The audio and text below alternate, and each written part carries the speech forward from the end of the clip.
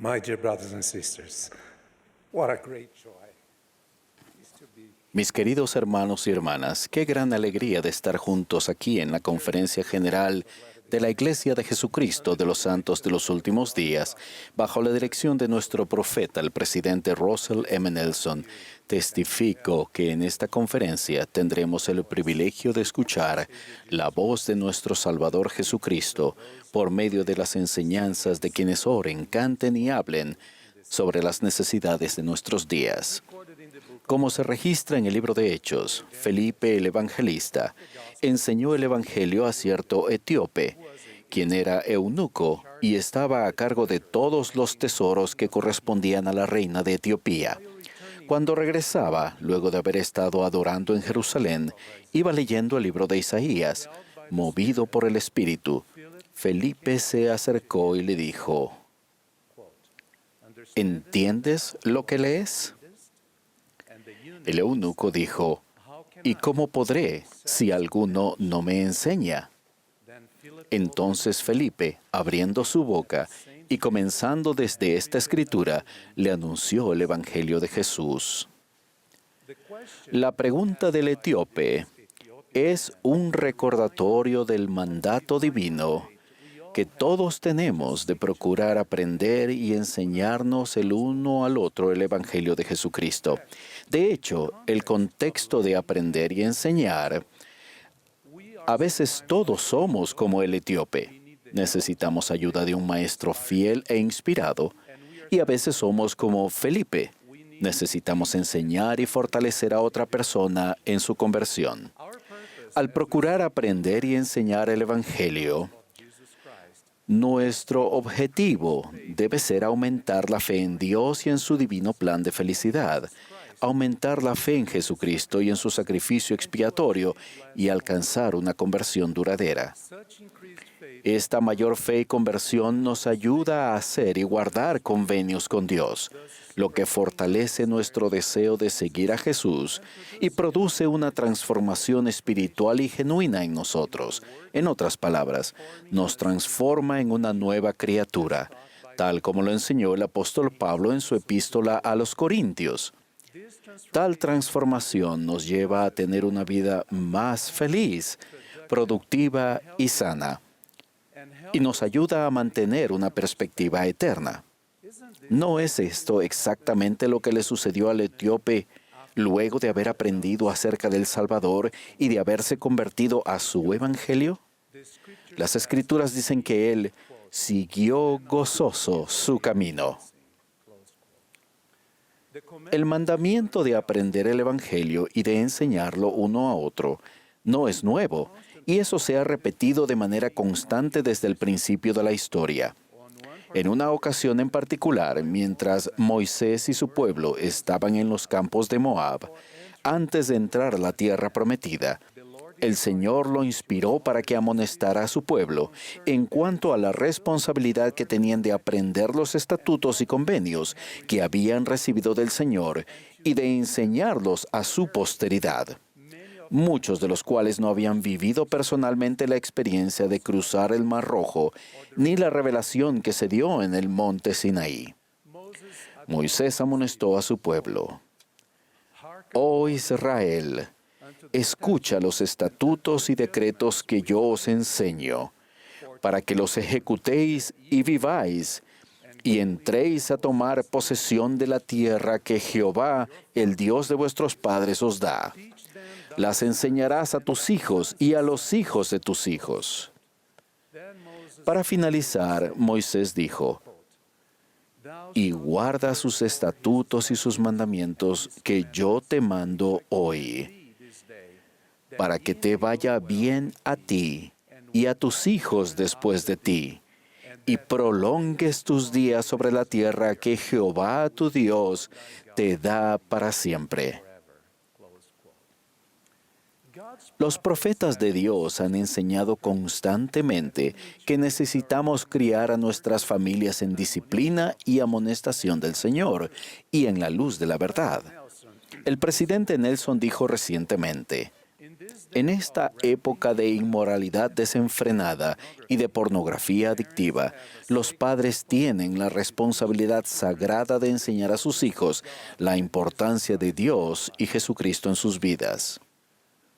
Hermanos y hermanas, la advertencia de nuestro profeta es un recordatorio adicional de la responsabilidad que tenemos individualmente de procurar aprender y enseñar a nuestras familias de que hay un Padre Celestial que nos ama y que ha creado un divino plan para sus hijos. Que Jesucristo, su Hijo, es el Redentor del mundo y que la salvación se logra por la fe en su nombre. Es preciso que nuestras vidas estén fundamentadas en la roca de Jesucristo, lo que nos ayudará personalmente y como familia a tener grabadas en nuestro corazón nuestras propias impresiones espirituales y a perseverar en nuestra fe y perseverar al fin. Recordarán que 2 discípulos de Juan el Bautista siguieron a Jesucristo después de escuchar a Juan dar testimonio de que Jesús era el Cordero de Dios, el Mesías. Ellos aceptaron la invitación de Jesús de «Venid y ved», y se quedaron con él aquel día. Ellos llegaron a saber que Jesús era el Mesías, el Hijo de Dios, y lo siguieron por el resto de sus vidas. De manera similar, cuando estos buenos hombres aceptaron la invitación del Salvador, venid y ved, debemos permanecer en Él, sumergiéndonos en las Escrituras, regocijándonos en ellas, aprendiendo su doctrina y procurando vivir de la manera que Él vivió. Solo entonces llegaremos a conocerle y a reconocer su voz, es decir, a Jesucristo, sabiendo que Él vendrá, y al creer en Él nunca más tendremos hambre ni sed. Seremos capaces de discernir la verdad en todo momento, tal como ocurrió con los discípulos que permanecieron con Jesús.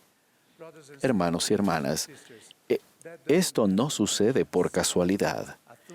El sintonizarnos con las influencias más elevadas de la divinidad no es un asunto simple.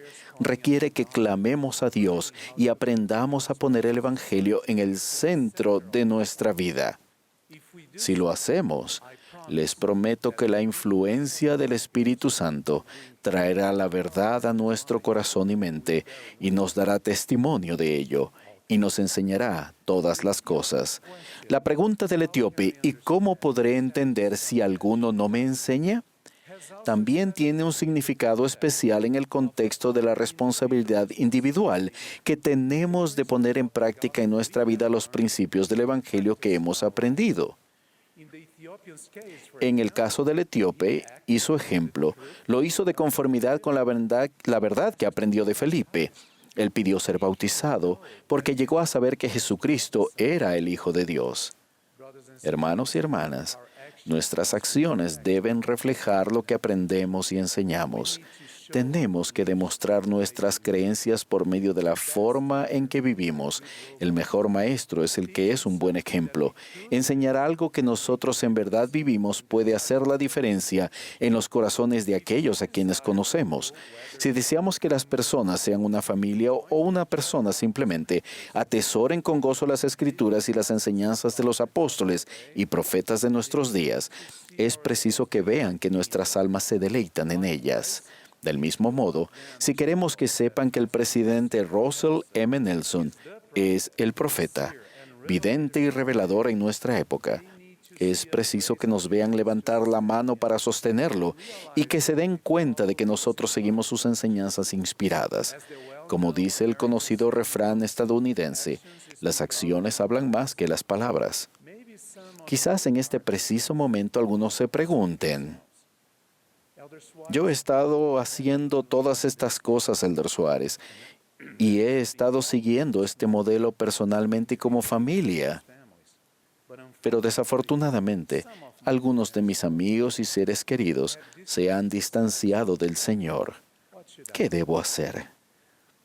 Aquellos de entre ustedes que estén experimentando esos sentimientos de tristeza, agonía y hasta de remordimiento, por favor, sepan que ellos no están perdidos totalmente, porque el Señor sabe dónde están y vela por ellos.